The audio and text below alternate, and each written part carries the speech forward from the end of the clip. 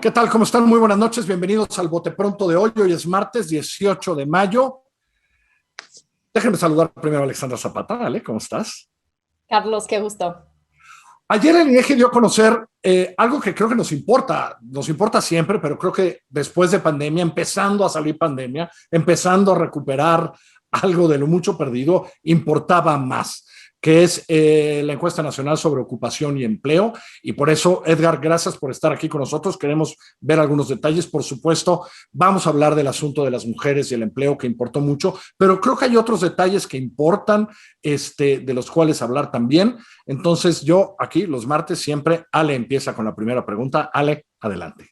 Muchísimas gracias. Y quisiera empezar, antes de entrar en los detalles de los hallazgos del ENOE, y hacer una pequeña reflexión sobre el desafío que ha implicado este levantamiento de datos, los demás levantamientos de datos que ha hecho el INEGI a lo largo del último año, a la mitad de una pandemia, cuando muchos de estos datos son más importantes que nunca ahorita, son en muchos sentidos los signos vitales del país, qué está pasando, pero también datos que se levantan muchísimos cara a cara con millones de trabajadores del INEGI en campo. ¿Cómo ha sido eso, Edgar? Bueno, qué bueno que destacas ese tema, Alexandra, porque Y con sí, agradecimiento también por muchas seguir. gracias. Sí, no, de hecho, de 53 países que teníamos que levantar, por ejemplo, el censo de población y vivienda, las encuestas de empleo, etc. En el caso particular del censo, fuimos solo 8 de los 53 que logró tener un censo, 8, y los otros 55, 56 que tenían que levantarlo en este año. Por ejemplo, ya Brasil dijo que no lo levanta tampoco este año, es decir, ya van a llevar 2 años sin tener censo. Solo para darnos una idea de la magnitud del impacto mundial que está teniendo hacia la producción estadística. Y en nuestro caso, además, fuimos el primer país del mundo en publicar los resultados del censo, pero no solamente de eso, también fuimos de los muy pocos países que, como tú atinadamente lo dices, en el momento en que más se necesitaba saber de información laboral, se tuvo. Pero no solamente de eso, sino también anunciamos lo que fue el concepto de exceso de mortalidad, la parte del impacto del COVID en la educación. Es decir, buscamos dimensionar todo el efecto multidimensional que tuvo la pandemia en nuestro país. Y en el caso particular de la medición del empleo, de inmediato, como nosotros tenemos una muestra, como tú bien lo decías, de millones de viviendas en nuestro marco de selección para entrevistar, muchos de ellos ya teníamos sus teléfonos, que ellos amablemente nos tienen la confianza de hacérnoslo llegar. Y sobre eso, en el momento de mayor crisis, que fue los meses de abril y mayo, de inmediato nos comunicamos con ellos para ofrecerles, oigan, en lugar de que sea la entrevista cara a cara, la podemos hacer vía telefónica, y eso con una premisa fundamental, porque ellos ya conocían el cuestionario. Es muy diferente, perdón, las encuestas telefónicas que comúnmente tú podrás escuchar, en los que de pronto ni tú tenías acordado esa entrevista, alguien te llama, te dice, oye, quiero hacer una entrevista contigo y no sabes ni de qué se trata, contra las entrevistas del INEGI, en el cual ya había un acuerdo, el teléfono tú mismo, en este caso tú misma no lo habías entregado, y yo te llamé entonces para decirte, oye, respecto a las anteriores entrevistas que ya me habías dado del ámbito laboral que te estábamos preguntando, vamos a continuar de esta manera, vía telefónica, y entonces tú ya sabías perfectamente el cuestionario, qué te preguntábamos, y por el trimestre que te correspondía, simplemente dar continuidad a eso. Muy entonces, bien. esta fue metodológicamente algo muy importante de destacar, y sobre todo que nos permitió continuar con los indicadores en la parte más crítica, y no solamente eso, con técnicas muy novedosas de áreas pequeñas, inclusive ya estamos liberando cifras a nivel de entidad federativa. Adelante, Carlos, perdón. Ayer fue la nota y quiero que hables un poco. Sí es terrible lo que pasó con las mujeres en términos de ocupación y empleo, ¿no? O sea, sí hay una diferenciación, que esto de lo que hablamos, la brecha, sí se notó, digamos, ¿no? ¿Quién se quedó quién se metió a cuidar a los niños, quién se quedó ahí, quién fue la encargada, digamos, de soportar esas casas. Niños, enfermos, todo el mundo. Niñas, enfermos, papás, abuelos, ¿no? Sí, es correcto. A ver, mira, ¿qué fue lo que pasó en nuestro país de abril a mayo? Es decir, todavía hasta el mes de marzo todo iba relativamente tranquilo. La última semana de marzo se empieza a complicar. En marzo del año pasado, todavía hasta la tercera semana íbamos más o menos bien. La cuarta semana de marzo del año pasado fue un poquito compleja, pero a partir de la primera semana de abril empezaron las empresas a cerrar. Y eso fue muy importante porque tuvo un impacto que ascendió a 12.5 millones de personas que se quedaron fuera del mercado laboral, pero literal, ni siquiera buscando trabajo, fuera, sin la posibilidad de encontrar trabajo. Y además, 13 millones de personas ya para el mes de mayo estaban subocupadas. ¿A qué nos referimos con eso? Personas que sí, a ellas sí las dejaron trabajando, pero no con las horas tradicionales que venían operando. Y eso generó, si sumamos, más de 25 millones de personas en una situación compleja. De eso han pasado los meses y se ha venido recuperando todo.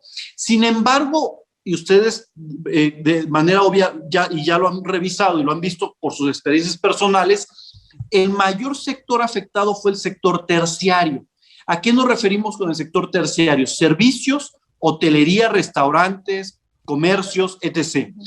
Pero hay un tema muy importante y es donde lo ligo a las mujeres. A diferencia del sector primario y secundario, donde la participación de la fuerza laboral es primordialmente masculina, en el sector terciario es donde la participación de las mujeres representa más del 70% de la fuerza laboral femenina, está ahí. Entonces, si el sector terciario se ve afectado, inmediatamente le va a pegar a las mujeres. Eso era inercial. ¿Qué fue lo que sucedió? Que tuvieron una doble afectación. El 23 de marzo se cierran las escuelas, muchas de ellas son madres, también hay que tomarlo en cuenta. Al cerrarse las escuelas, las mujeres se enfrentaron a una doble o triple disyuntiva, que es o regreso al trabajo o me quedo apoyando a mi hijo porque está pequeño y no va a dominar o no va a poder seguir sus clases en línea, a distancia o como se hayan querido llevar, ¿no? Claro. Eso provocó que cuando pasa la pandemia y muchos de los semáforos a nivel estatal dejan de estar en rojo, se observa que de inmediato empieza a recuperarse esos 12.5 millones de personas que quedan fuera del mercado laboral, se empiezan a incorporar de manera muy abrupta. De hecho, para junio, julio, ya casi la mayoría de la población estaba regresando a laborar, pero resulta que se queda un remanente de 5 millones. Y ese remanente se fue reduciendo hasta llegar ya cerca de 3 millones, pero seguía sin incorporarse. ¿Por qué razón? Porque empezamos a ver las estructuras poblacionales. Bueno, la mayoría eran mujeres y cuando realizamos otra encuesta sobre temas educativos vimos que tan solo en preescolar el 84% de las mujeres están atendiendo a sus hijos en preescolar. Entonces eso combinaba el impacto a la mujer. Adelante, por favor. Pero un poco en resumen, Edgar, cuando se empiezan a perder los empleos, se pierden de manera desproporcional en el sector terciario, es decir, muchísimas mujeres sin empleo. Y después, en la recuperación, poco a poco se van recuperando todos estos empleos, pero otra vez, de manera desproporcional, hombres se integran al mercado laboral más rápido de lo que las mujeres se están pudiendo reintegrar, porque incluso con los cambios de semáforo, el hecho de que hay más actividad económica, seguimos sin escuelas y seguimos sin estructuras de acompañamiento social que le permitiría a todas esas mujeres reincorporarse a la velocidad que se están pudiendo reincorporar los hombres. Es correcto, porque recuerda que en nuestro país de fondo hay un problema estructural respecto al sistema de cuidados. Nosotros somos uno de los pocos países en el mundo que ya se orienta hacia la industrialización, pero que las tasas de participación laboral entre hombres y mujeres está muy diferenciada. De hecho, otra vez, según el Censo de Población y Vivienda, mientras que en varones está arriba del 70%, en mujeres y con todo y la nueva metodología, que incluye actividades que muchas veces las mujeres no consideran trabajo, llega al 49%. Es decir, Si tú observas, casi más de 20 puntos porcentuales. Y encima de esa brecha hay también una brecha adicional de empleo formal contra empleo informal. Sí, agrégale adicional. En nuestro país hay otra brecha, el 97% es informal. ¿Cómo? Que ahí hay otra brecha también entre mujeres y hombres, ¿verdad? Sí, formales y informales. Por supuesto. Uno, porque también, sobre todo en la población adulta de mujeres, los niveles educativos eran más bajos. Entonces, eso se ha venido revirtiendo. De hecho, las nuevas generaciones ya traen las mujeres mayor nivel educativo que los varones, por decimales, pero ya los traen. Pero sobre todo la generación, principalmente de 50 años en delante, todavía trae un remanente de educación menor que sabemos, y lo tenemos identificado muy bien por la ENOE, que la mayoría de la población informal se encuentra con niveles bajos de educación. Y si le asociamos esto, pues entendemos por qué además a la mujer en la parte informal le cuesta mucho más trabajo. Y además, como refería, por el sistema de cuidados, muchas veces las mujeres no pueden o les cuesta mucho trabajo lidiar entre los 3, 4 hijos que tienen, algunos menores, y que no pueden dejarlos en un lugar de cuidado para poder destinarse a su trabajo, y que ahora se elevó con el tema de que ni siquiera están de manera presencial, pues no es posible combinar. En lo general, las mujeres han estado participando en las últimas décadas en esa combinación, pero particularmente ahora les costó más trabajo. Adelante, Carlos. Ahora que está sacando entidades, y uno entiende, Quintana Roo por el turismo le fue muy mal, pero va a levantar más rápido.